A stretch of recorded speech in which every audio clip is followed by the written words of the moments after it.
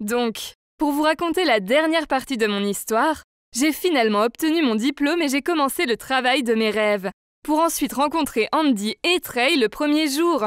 J'ai découvert qu'ils sont en fait des demi-frères et qu'ils dirigent ensemble l'entreprise où je travaillais. Même si j'aimais toujours beaucoup Andy, il est vite devenu évident qu'ils m'aimaient tous les deux et que je ne voulais pas me mettre entre deux frères. Alors j'ai quitté mon travail, fait mes valises et essayé de prendre un nouveau départ. J'ai déménagé dans une autre ville et j'y ai lentement établi une nouvelle vie. C'était si difficile au début, parce que mes amis me manquaient beaucoup, et Andy me manquait vraiment. Heureusement pour moi, j'ai décroché un emploi dans une galerie d'art chic du centre-ville, et c'est là que j'ai rencontré Léane, ma chef d'équipe. Léane est l'une de ces personnes super inspirantes. Elle est si forte et indépendante, et je me suis sentie si chanceuse de travailler avec elle. Elle m'a vraiment prise sous son aile et s'est occupée de moi, un peu comme une grande sœur. Dès ma première semaine, les autres filles qui travaillaient là-bas m'ont traitée comme si j'étais leur assistante personnelle. Elles me faisaient marcher sous la pluie pour leur acheter du café. Et une fois, une des filles s'est plainte que je lui avais acheté du lait d'amande, au lieu du lait d'avoine. Et elle m'a même fait marcher pour lui acheter un nouveau café. Heureusement, Léane a vu tout cela et après, elle s'est mise à crier sur cette fille pour m'avoir traitée comme ça. Il y avait aussi ce type, Daniel, qui était assez agaçant. Dès que je l'ai rencontré, il m'a draguée. Mais il était clair que ce n'était pas un type bien. En fait, je l'ai entendu plus tard rire avec d'autres gars au travail et il le taquinait, en lui disant qu'il avait perdu le pari parce que je lui avais dit non, lorsqu'il m'avait demandé de sortir avec lui.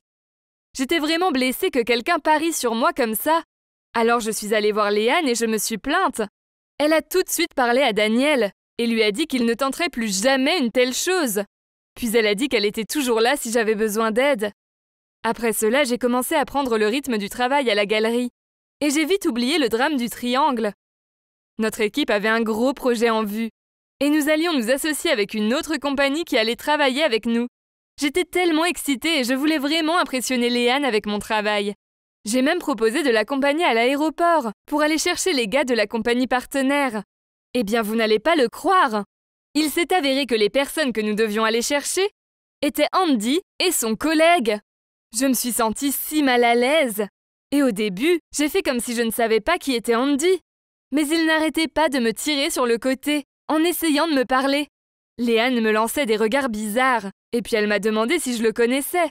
Alors j'ai juste dit que nous avions été camarades de classe à l'université. Je ne pouvais pas lui dire la vérité. Le trajet en voiture était encore plus gênant. Mais heureusement, Léane a poursuivi la conversation. En fait, elle semblait très désireuse de discuter avec Andy. Nous les avons finalement déposés à leur hôtel, et je me suis sentie soulagée. Dès que nous sommes partis, Léane s'est tournée vers moi, m'a fait un clin d'œil et m'a dit qu'elle trouvait Andy si beau. Elle voulait savoir s'il était célibataire, puis elle m'a pratiquement supplié de leur arranger un rencard. Quel choix avais-je? Elle m'avait aidée tant de fois. C'était le moins que je puisse faire. Je lui devais bien ça. Cependant, je ne pouvais pas me défaire de ce sentiment familier. J'aimais toujours Andy. Quoi qu'il en soit, j'ai essayé de repousser ces sentiments et d'aider Léane à attirer l'attention d'Andy. Lors de notre première rencontre, je n'ai cessé de complimenter Léane, en lui disant à quel point elle était géniale et intelligente. J'ai même prétendu que mon idée avait été la sienne, juste pour impressionner Andy. Et pour couronner le tout, j'ai organisé un dîner avec nous trois, mais je leur ai envoyé un message à la dernière minute pour leur dire que j'étais malade. Mais Andy n'était pas roulé. Il est venu me voir un jour après le travail et m'a dit d'y renoncer. Je me rendais à ma voiture et il m'attendait. Il m'a dit que je devais arrêter d'essayer de le caser avec Léane, parce que c'était moi qui l'aimais. Et il savait que je l'aimais toujours aussi. J'ai paniqué et je l'ai repoussé, en lui disant que j'avais un petit ami et que j'étais vraiment heureuse maintenant. À ce moment précis, Daniel passait par là. Je ne sais pas à quoi je pensais, mais j'ai couru vers lui. J'ai attrapé sa main et j'ai dit « Allons-y, chérie !» Puis j'ai accompagné Daniel à sa voiture pour qu'Andy me croie. Daniel a été totalement surpris. Mais il ne s'est pas plaint du tout. Il a aimé ça. Il a juste ri et a dit « Oh, alors tu t'intéresses enfin à moi, n'est-ce pas ?» Je pouvais dire qu'Andy nous regardait. Alors je suis montée à contre-cœur dans la voiture de Daniel pour que ça ait l'air vrai. Mais c'était une erreur. Dès que la porte a été fermée, Daniel a commencé à caresser mes cheveux, puis ma cuisse, et il s'est penché pour m'embrasser. J'ai dû endurer cela parce qu'Andy était tout près. Mais quand j'ai su que la voie était libre, j'ai giflé Daniel. Je lui ai dit que c'était un pervers. Puis je suis sortie de sa voiture en pleurant. Sur le chemin de ma propre voiture, je suis tombée sur Léane. Il était évident que j'étais contrariée. Mais pour une raison étrange, elle ne semblait pas dérangée. Elle ne m'a même pas demandé ce qui n'allait pas. Elle m'a juste souri, en me regardant d'un air cochon. Je ne pouvais pas m'empêcher d'y penser sur le chemin du retour. Elle a dû voir Andy et moi en train de discuter, et a pensé que nous étions ensemble. Eh bien, cela a dû être le cas, car à partir de cette nuit-là, elle m'a traité de façon horrible.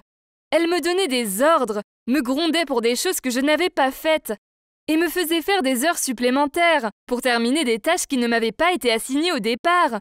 J'étais tellement humiliée, alors que les autres filles du bureau riaient toutes dans mon dos, en disant que je n'étais plus la chouchoute du patron. Même Andy se montrait froid envers moi. Je me sentais tellement blessée.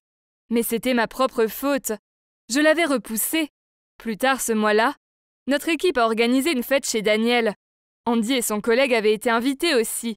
Mais je savais qu'il ne viendrait pas. Et il n'est pas venu. Je me sentais si déprimée, et j'étais sur le point de prendre mon manteau et de rentrer chez moi, quand Daniel est venu vers moi avec un verre à la main. Il me l'a donné et m'a dit que j'avais l'air d'avoir besoin d'être réconfortée. J'ai accepté le verre et je l'ai bu d'un seul trait. Mais après, je me suis sentie très bizarre. J'étais tellement étourdie, et je n'arrivais pas à penser correctement. Puis j'ai perdu connaissance. Que se passait-il ?